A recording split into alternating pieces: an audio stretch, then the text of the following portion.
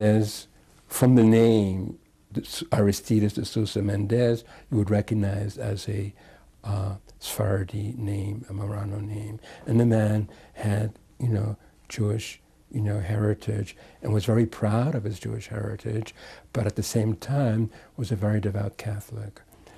And he had realized that these refugees, had to be helped. He had, before he came to France, he was stationed in Antwerp for 9 years. And so he had already contact with, refugees. And he had contacted Lisbon, and they refused to change the order. At this point, there were maybe 100,000 refugees in Bordeaux, all trying to get out. And at one point, he had a habit of walking in the neighborhood wherever he was stationed in the afternoon to meet the local people.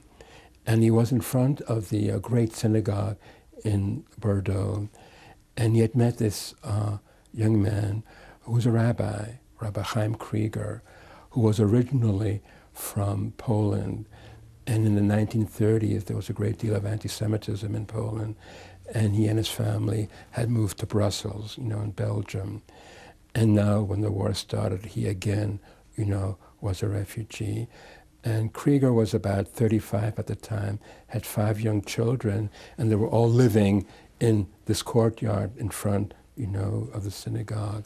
Now, Mendez had 14 children, and he could identify, with this man, and had invited him to his home. And Mendez, the consulate, was on one floor, and he lived on the next floor. And there were already some 20 refugees living with the Mendez family. Mendez only had 2 sons staying with him, and the rest, he had sent to Portugal for safety. One daughter had just gotten married to a Belgian. And he spent the night talking to Rabbi Krieger.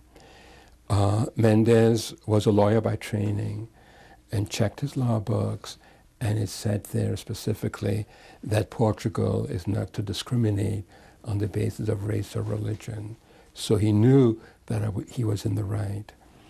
And he spoke with his wife and decided that he had no choice but to issue visas to anyone who asked, knowing very well that he would be punished by the government.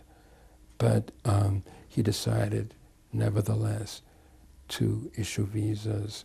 He went through a conflict with his conscience, whose side to take, man against God or God against man. So your family was the recipient exactly. of his generosity. And now what had happened was, as he decided to issue visas to anybody who asked, and he had only his 2 sons, his wife, and 1 aide, and this Rabbi Krieger, who issued visas to anybody who asked, not taking any money, for these visas. And in a matter of 4 days, from June 18th to the 21st, they issued some 30,000 visas. And you were in that time frame. In that time frame. And what was unique about this was that in the past, you had to have a passport to have, a visa. In our case, when we left, my parents didn't take their passport along. So he issued visas on just a slip of paper.